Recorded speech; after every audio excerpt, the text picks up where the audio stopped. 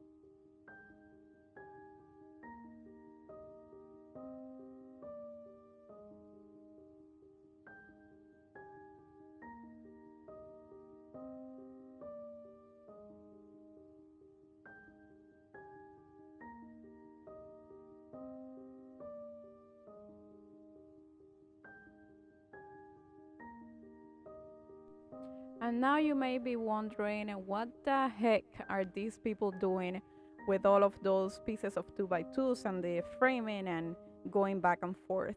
And guys, remember that the idea of this sofa is that it has to slide out. So that's why in the front, the face of the sofa has two different frames, because there is one that always stays in place and the other one that will extend out. Also, the design for the top of the bed was to have 2x2s placed side by side, leaving a 1/4 inch gap in between them so that the entire bottom of the bed will be covered, and then every other piece will be attached to the back frame, meaning that only some of the 2x2s will move when the sofa extends out. And also the outside frame is the piece that you will lift up to access the storage under it. I promise that by the end this will all make sense. I know it's a little bit confusing right now, but just stay with us and you guys will see that everything will work out at the end.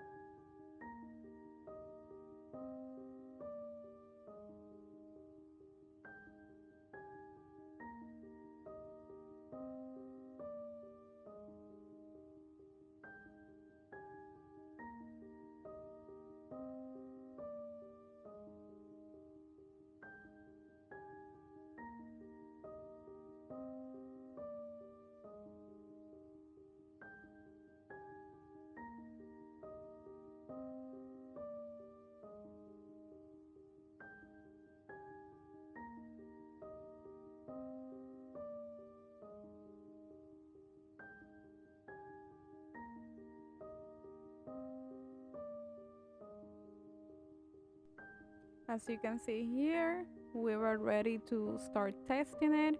All throughout the build, we kept testing the function to make sure that it was working, and also to make any necessary adjustments.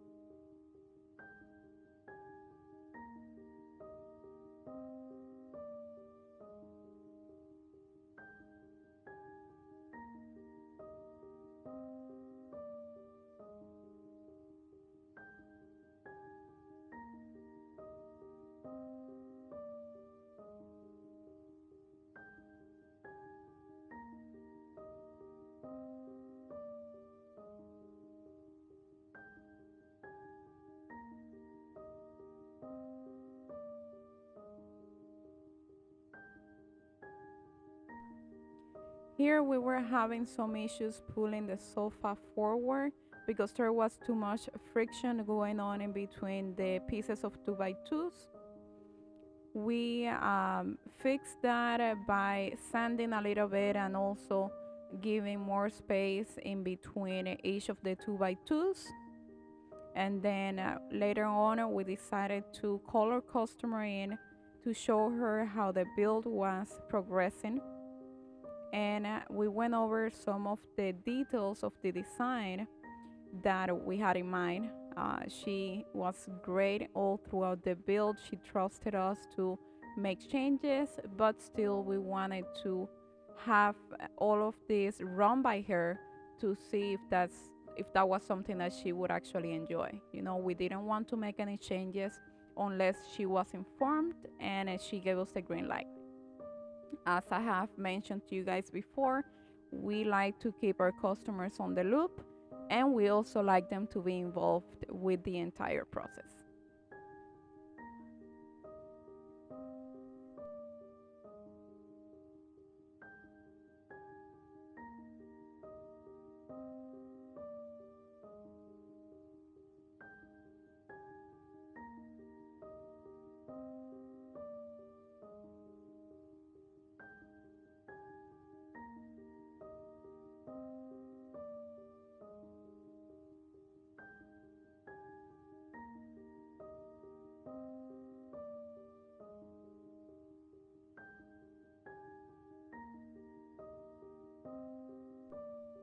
One of the main changes that we made to the original idea that we had was to replace the previous hinges by a piano hinge so we could give more structure to the build, and it would also be easier and safer to lift up the sofa.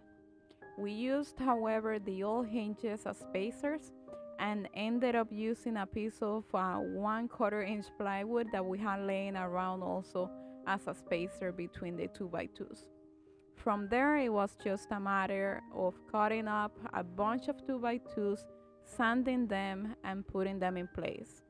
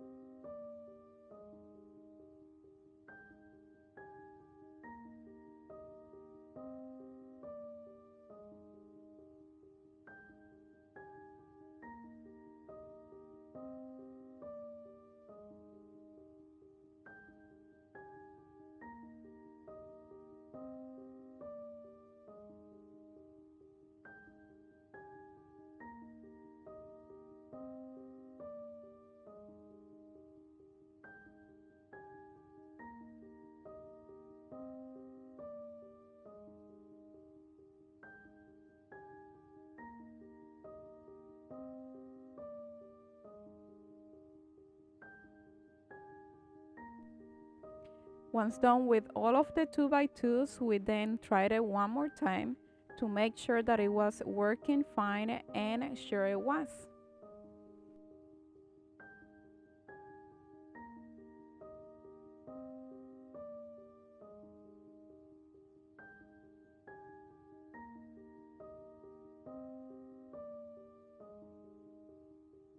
We finished up by cutting some of the areas in between the 2x2s so that it would slide better.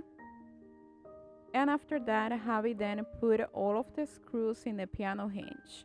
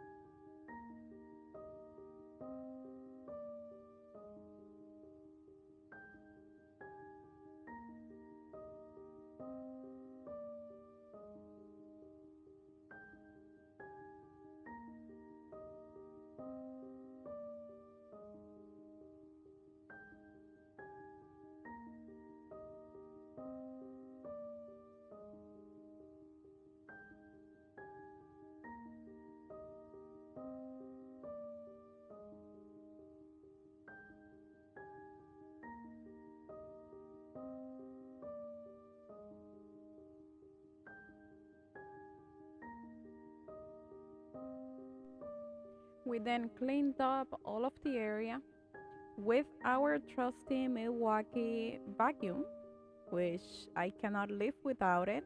If you don't have one and you do this type of work, you definitely need it. I am going to leave a link in the description below because this has been a lifesaver. I love to clean, and having it not just for work but also inside of the RV has been amazing. It has also all sorts of attachments to it so that it can be used as a regular household vacuum, which of course I don't use, but it is always good to have it. And by the way, we are not being paid by MILWAUKEE to say these things. These are just the things that we use and that work for us, and we honestly love that vacuum. MILWAUKEE, if you're watching this video for whatever reason, we do like your product. So if you want to sponsor us, I will not be against it, but this video in particular has not been sponsored by MILWAUKEE. Javi then went ahead and fixed up the water tank with new plumbing and also replaced the old cutoff valve for a new one. Added a couple more details to the build of the sofa and then installed the new inlet hose to the water tank as well. The old one was coming apart because of heat exposure, and it was just a good time to get this taken care of as well.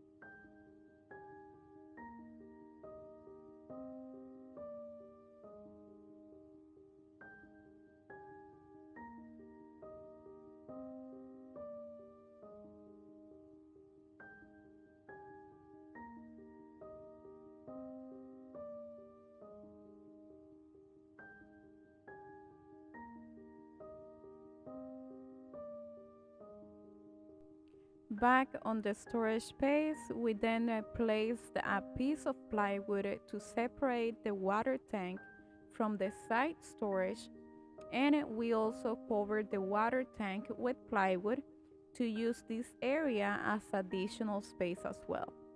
We made sure to leave some room for the water tank to expand, so the plywood was not sitting right on top of the tank. Javi also used some wood putty to cover all of the gaps and holes and make it look seamless.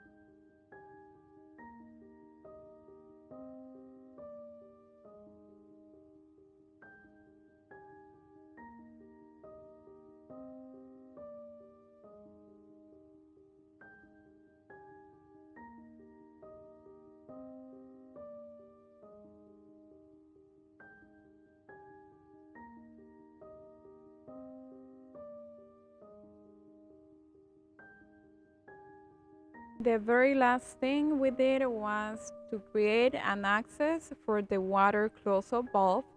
This is the valve that prevents the water from coming into the water tank when you are hooked up, and it is very important to have access to it because you don't want water to overflow or to have any plumbing issues.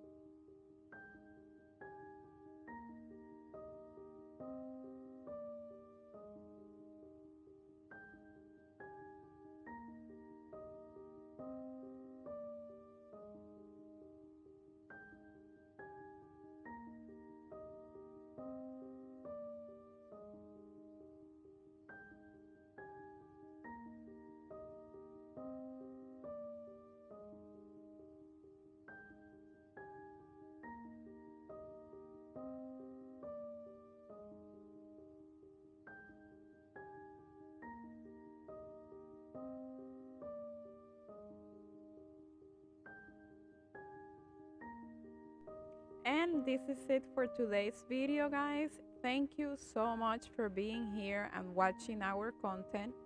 Remember that we are on social media. You can find us on Facebook and Instagram as Javi and Eli Travels. We also have our blog, javiandelitravels.com, where you'll get to have more in-depth information about all of the things that we do. And remember to leave us a comment with suggestions, concerns, or questions that you may have. We really enjoyed the process of building this sofa. As you can see, it turned out great. And I hope to see you guys on the next video. Bye bye.